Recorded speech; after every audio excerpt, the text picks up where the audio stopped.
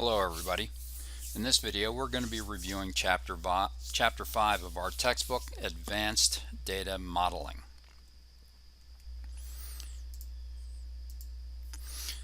Our objectives in this chapter are to describe the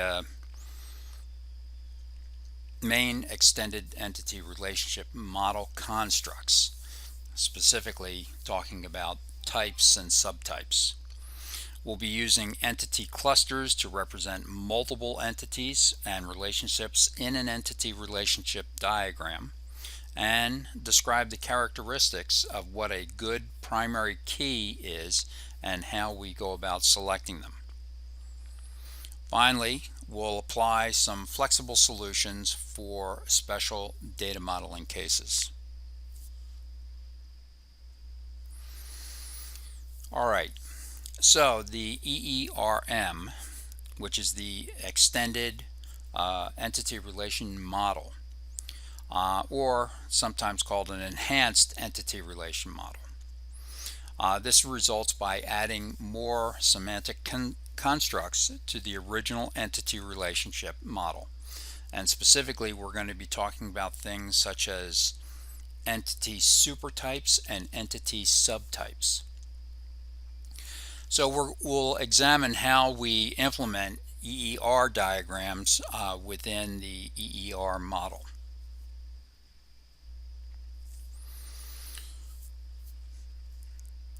So let's define what entity supertypes and subtypes are. An entity supertype is a generic entity type related to one or more entity subtypes. Now, I know these definitions are going to be a little confusing until we actually put a diagram up here. So I'm just going to run through them, and then we'll go back and we'll re-examine these.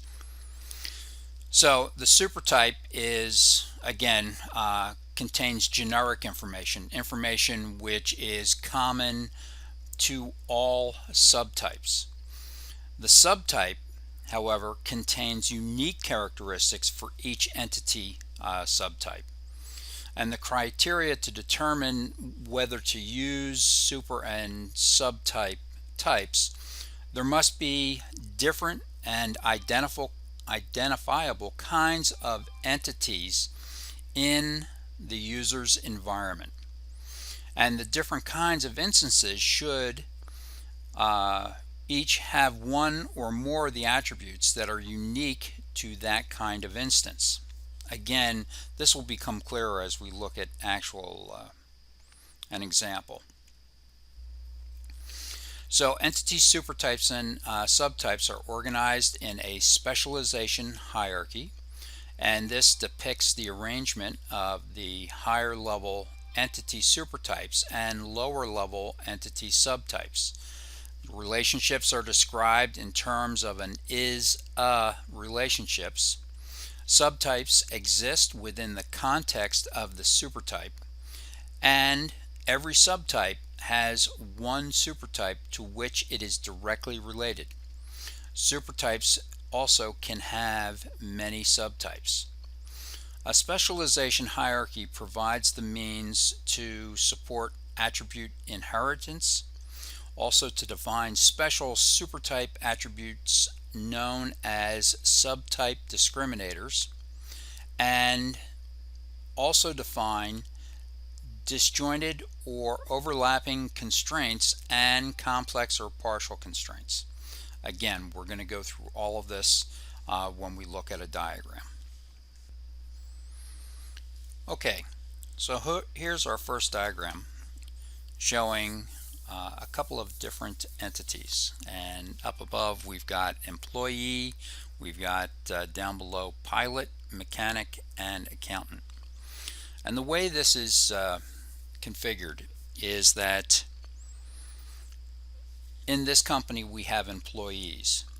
However, this company consists of different types of employees, and you'll notice that we've got this attribute here called an employee type. So the employee type defines whether or not the employee is P for pilot, M for mechanic, or A, an accountant.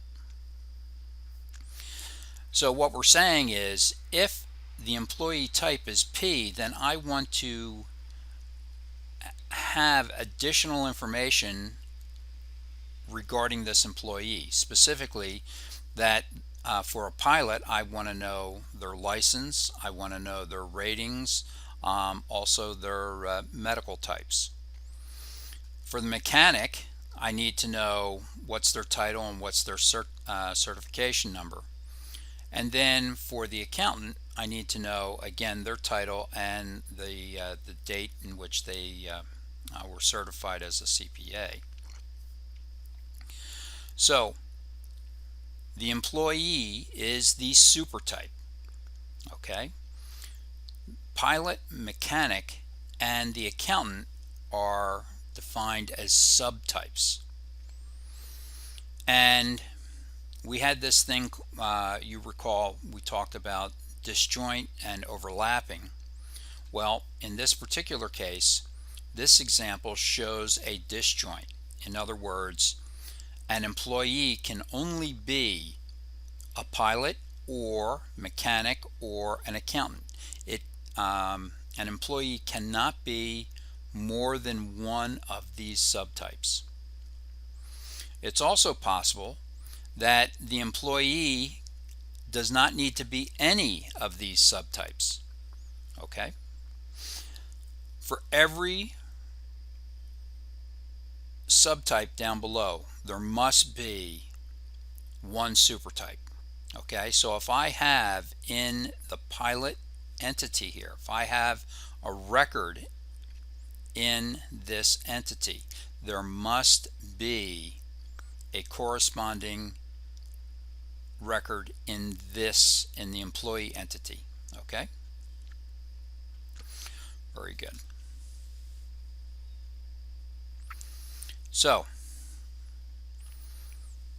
when we have this type of relationship where you've got your supertype up above and then your subtypes down below, the subtypes are going to inherit any type of relationship that the supertype has. In this case, they are going to inherit the relationship to the dependent entity over here on the right hand side.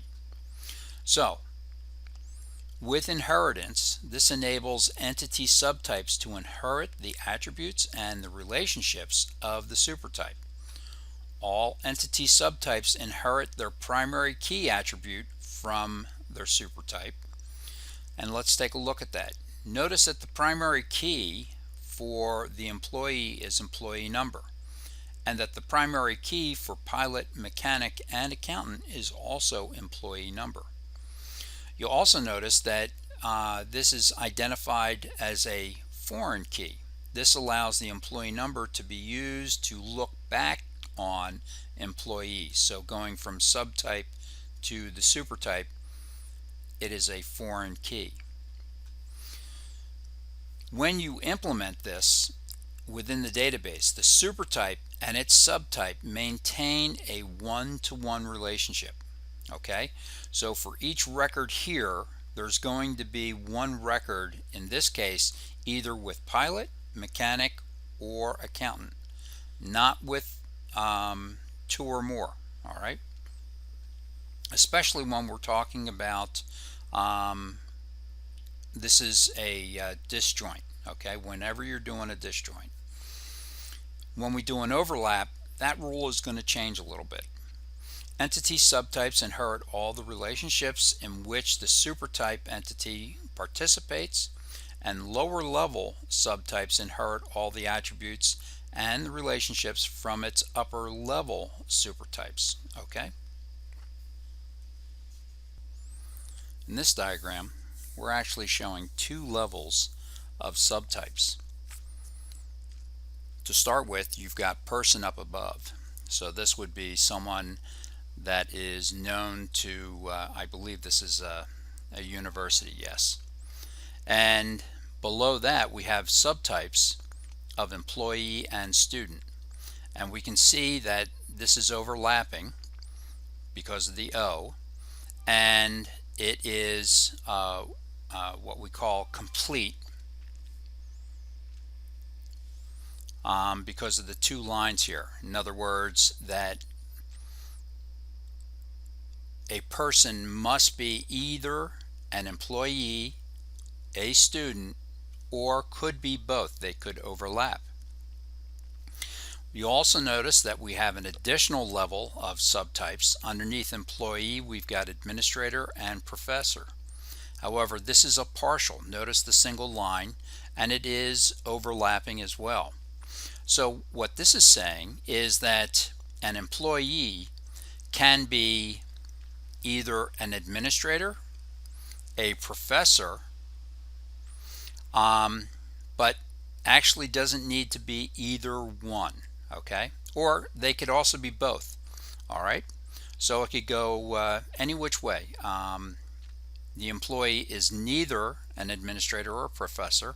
The employee is an administrator. The employee is a professor, or the employee is both an administrator and a professor. And that's what this single line and this O is telling us, okay?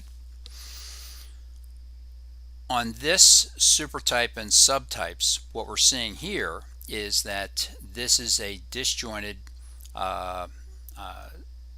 super and subtype, and it is complete because of the two lines.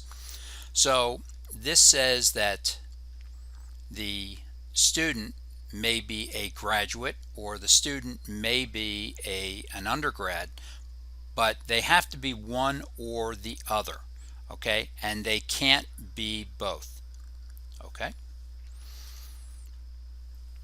So again, supertype and subtypes use the same primary key, and you'll notice that. Let's take a look at student and graduate and undergrad. They're all using PID. You also notice that student uses the same ID as its supertype, person. The subtype has a foreign key which allows it to point back to the supertype, and that's why you see this FK foreign key, which allows it to point back to person up here, or undergrad allows it to point back to student over here. When we have overlapping subtypes, there are going to be multiple discriminators. Okay, let's be clear about what a discriminator is. So when you have overlapping, your discriminators are, in this case, is an employee, is a student, and you'll notice that there are two separate attributes here. You see the same thing. We have overlapping, and you're going to see two different discriminators. Is an administrator, is a professor, and you see those attributes right there, okay? And those are determining which of these the employee belongs to. On your disjoint, now notice that there is a single discriminator, okay? And it's student type. So this basically points to either graduate or it points to undergrad. All right, next. Attribute in a supertype entity that determines to which entity subtype and the supertype occurrence is related. So the default comparison condition is the equality comparison, so being equal to. And in some situations, the subtype discriminator is not necessarily based on equality. Okay, it could be based on a value.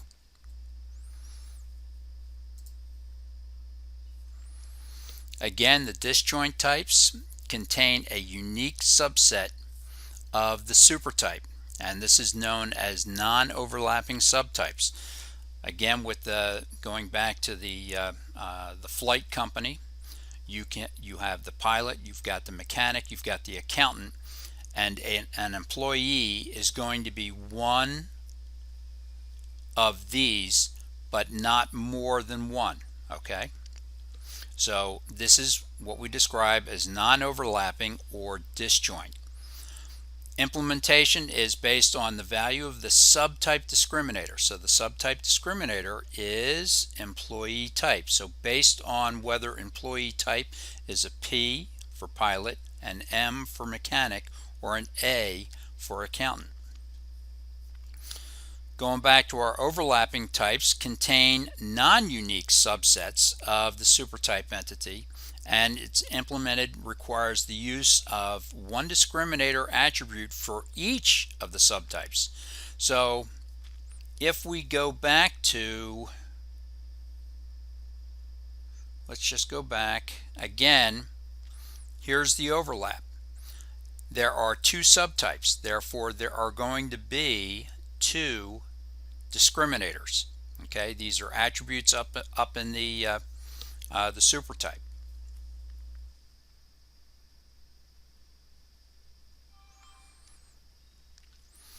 All right, so again, looking at this, here we're looking at discriminators for overlapping supertypes or overlapping subtypes. And if you recall, there's got to be a discriminator for each one of the subtypes. So we have two subtypes, so there are going to be two discriminators. You'll see them listed here as attributes in the supertype, and they're listed here as well. In this case, if the professor, okay, or if the attribute up in the supertype is professor, if that's a yes and the administrator is a no, the employee is a member of the professor type. If it's no for the professor and yes for the administrator, then the employee is a member of the administrator subtype over here or here. If it's yes and yes, the employee is both a professor and an administrator. Okay, and this is where they get they say there's overlap, because here's a person who belongs to both. And then finally, if it's a no and a no, which is possible because of the single line here, meaning partial, then the employee is neither a professor or an administrator. This could be, let's say, someone who works, let's say, in physical plant, one of the staff members, one of the landscapers, or so on, but they're not necessarily an administrator. Okay, this is where we get into this partial and total completeness. So when you have a single line, that means partial. When you have a double line in your diagram, that means total. So partial completeness, not every supertype occurrence is a member of the subtype. All right, so here we are with a partial completeness, and what we're saying is that an employee does not have to be an administrator or a professor. As we said, they could be just staff. Okay. When you have total completeness, every supertype occurrence must be a member of at least one subtype. Okay, so here we've got we've got completeness because of the two lines. So we're saying that the student must be, okay, a graduate or an undergraduate. Now in this particular case, they cannot be both. All right, and that's because of the D here, which means disjoint. All right, if we look up above, we've got this O, and in this case we're saying that a person could be both an employee and a student, but it has to be at least one of these, okay, because of the O and because of the double lines. Again, now we're looking at this with disjoint constraint and overlapping constraint, along with partial and total completeness. So if you have a disjoint, okay, which is this right here, okay, there's your disjoint, and this is going to be a total because of the two lines. Every supertype occurrence is a member of only one subtype, and the subtype discriminator cannot be null.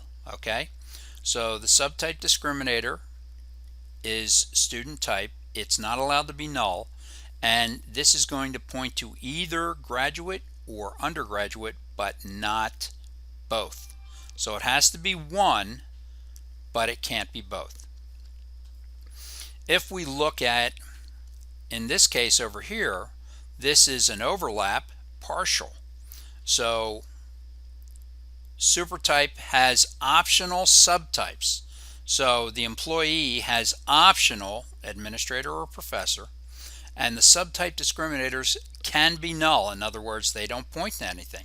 There are, in this case, because it's overlapping, all right, and we've got two subtypes, there are going to be two discriminators, admin and professor. But they're allowed to be, because it's partial, they're allowed to be null. Okay? Subtype sets are not unique, and that's where we say that they're kind of overlapping. Specialization and generalization. Specialization and generalization are kind of two ways in which we get to the determination that we should be using subtypes. In specialization, we are trying to describe, we're starting from the top, and we're deciding that, hey, let's go back to this prior diagram. We're looking at employee, and we're figuring that our employees have two different types. And in order to more accurately describe them, we want to, rather than having additional attributes within the employee entity, we want to break that out and create these sub-entities, these subtypes. All right. The other way that we go is called generalization. And this is where we start from the bottom and we work our way up. This is where we figure out, oh, we've got administrators and we've got professors, but when we look at their attributes, we notice that there are a number of common attributes to both of these entities. Not in this particular example, but let's say you're just sitting down and you're coming up with your design initially. Then what we do is we say, okay, well, they have those common entities. Well, we're going to create a supertype which allows us to keep those common entities or those common attributes up above here. Okay.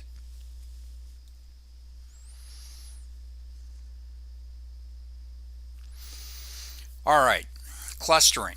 This is kind of a virtual type to represent multiple entities and relationships. When we start with a design, an ERD, at first it's going to be relatively straightforward. There are not going to be many entities and relationships to show. But as we work through this thing and it becomes more and more complex, it becomes a little difficult to see everything. Because of all the entities and the relationships. So what we do is we basically will take groups of entities and we will create a cluster such that when you're looking at a high level ERD, you can then drill down on that entity block and see that it actually represents a cluster of entities with relationships.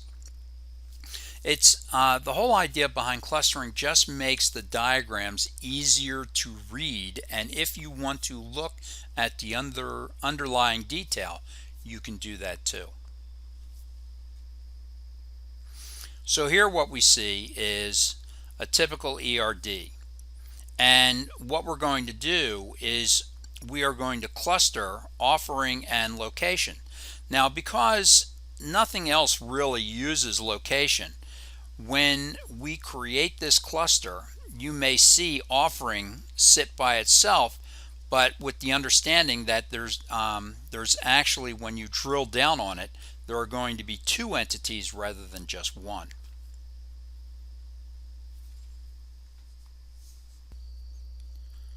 Our next topic is on entity integrity, and this is done primarily by the way in which we select our primary keys.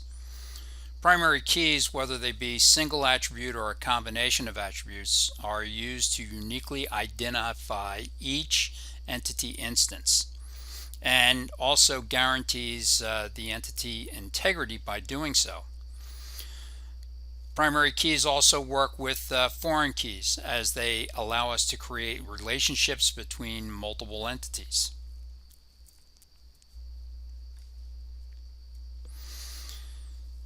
Primary keys can also be referred to as natural keys, where you have basically a world identifier that is used to uniquely identify a real world object. For instance, an invoice is a natural key, an invoice number to an invoice.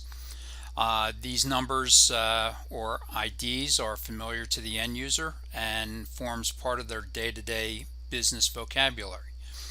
They're also used as the primary key of an entity being modeled. Some of the things that we should keep in mind when selecting primary keys would include, first, non-intelligent, namely that the key itself does not contain descriptive information about the entity instance. Student number would be non-intelligent. It is simply a value, a unique value that is assigned to a specific student. A key consisting of student name, although we could ensure that it was unique, it still contains information which could be changed, which is our next criteria. We want to make sure that our primary key is the value of which is not going to change over time. If we can, we prefer to have a single attribute primary key. However, this is not always an option, but it is preferred. If we can, we'd like our primary keys to be numeric, such as student number. Computer systems work much faster with numeric values than they do with alphanumeric values or alphabetic values. And then there's the whole situation with character systems and so on. And then finally, is the primary key security compliant? One of the things that often we try to avoid is, let's say, using Social Security number as a primary key. While it does provide a unique ID, it is numeric, it is non-intelligent, it does not change over time. It has many of the other attributes that we look for in a primary key. It does, however, create a security problem. Social Security number is not something that we want to be made public, so that it would, in this particular case, Social Security number would not be security compliant.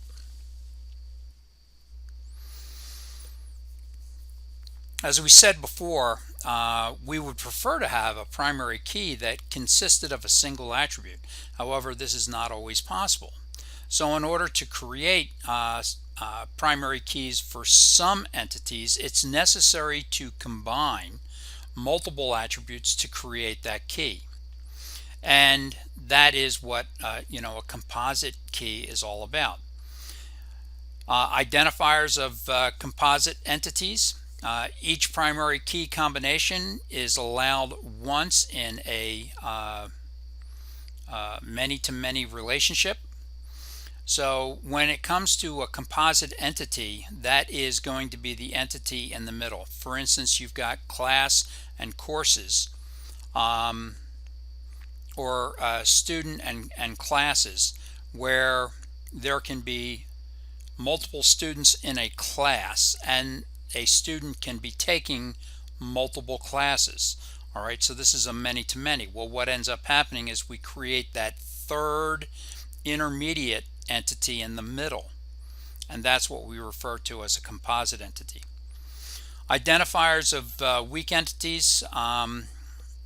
Strong identifying relationship with a parent entity also represents a real-world object that is existent dependent on another real-world object, and represented in the data model as two separate entities in a strong identifying relationship.